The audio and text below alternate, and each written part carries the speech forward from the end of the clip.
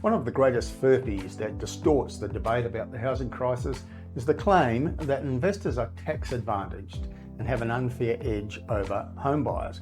Now, the opposite, in fact, is the truth. It's owner-occupier buyers who have the advantage when it comes to taxation benefits in residential real estate. While investors have to pay land tax and capital gains tax, owner-occupiers pay nothing. A homeowner can sell their property for double the price they paid and pay no capital gains tax at all, and they also pay no land tax throughout the years they own their home. Home buyers also pay lower rates of stamp duty compared to investors, and they pay lower council rates and lower rates of insurance and have access to lower interest rates. Now, the tax and other advantages of home buyers expand if you're a first home buyer. First home buyers pay little or no stamp duty and can access extensive government grants to make their entry to the market easier. Now, compare two buyers of the same age and on the same wage, competing for the same property, one of them a first home buyer and the other a rent investor. The first home buyer is boosted by government grants and stamp duty concessions. They can access lower interest rates and they will not have to pay land tax or capital gains tax. The rent investor will have to pay a higher rate of interest, higher stamp duty, and also faces the prospects eventually of paying land tax and capital gains tax. And there's no government assistance with the deposit. Now, dishonest politicians and commentators call the rate of capital gains tax paid by investors a concession, and that also is a lie. It's not a concession, it's an imposition, one that only property investors have to pay. The method of payment of capital gains tax, where you pay tax on 50% of the nominal gain, is not in fact a concession. It's simply a method of simplifying the calculation of how much capital gains tax has to be paid. Now, previously, you paid tax on 100% of the gain, but it had to be first adjusted for inflation. In other words, you paid tax on 100% of the real gain after allowing for inflation over the period of years that you owned the property. And when they made this change to the method of calculating capital gains tax in 1999, it did not result in people paying less capital gains tax. It meant a similar amount of tax was charged, but with an easier way of working out the amount of tax owed.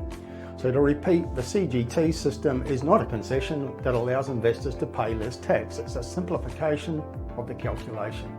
If we return to the previous method, paying tax on 100% of the inflation-adjusted gain, it would not result in investors paying more capital gains tax. Now, recently an article by news.com.au journalist Frank Chung made a number of inaccurate claims about this. He claimed the John Howard government introduced a 50% capital gains tax discount in 1999, and it did not. It simply changed the method of calculating capital gains tax.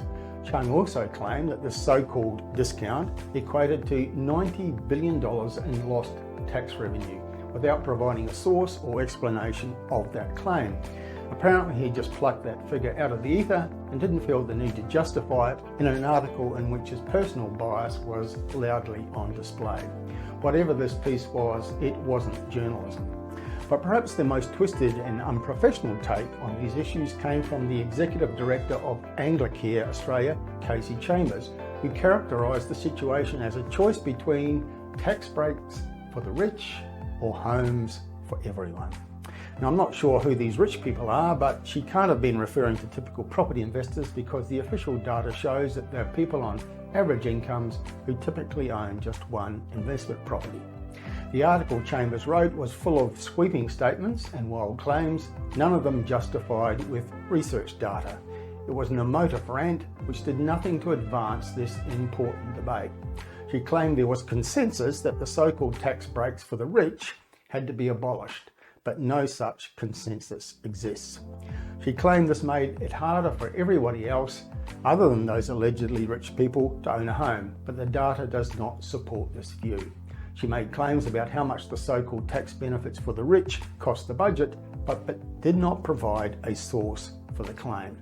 She also failed to mention the amount of tax paid by the property industry in capital gains tax, land tax, stamp duty and rates, which amounts to more than $100 billion per year, far more than the claimed, but not justified, cost of the budget of the so-called tax breaks for the rich. She claimed that rents have soared to record highs, vacancy rates are at record lows, and more people are being pushed into homelessness. But she failed to explain how negative gearing caused all of that. She also claimed that the so-called tax breaks for the rich are fueling speculation, driving up prices and locking people out of homes, i.e. what she's saying is that the high property prices are caused by 30% of buyers who are investors, not the 70% of buyers who are owner-occupiers and who pay no capital gains tax and who pay no land tax, including first home buyers whose buying demand is inflated by government grants, deposit schemes and stamp duty concessions. And like others who indulge these anti-investor rants, she failed to explain where the rental homes will come from if she succeeds in wiping out property investors, or how smashing investors will improve the situation of record low vacancy rates and record high rents, when a dispassionate view would conclude that her policies would make all of that much worse. An alternative view was provided by an article on mpamag.com.au which said, owner-occupier housing enjoys tax benefits of a size that rivals superannuation. Treasury estimates that exempting principal residences from capital gains tax cost the budget more than $50 billion a year, far more than tax benefits granted to investment property.